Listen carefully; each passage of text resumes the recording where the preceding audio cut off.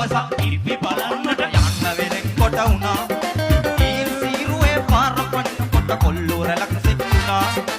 ආපෝ ගිහිනම්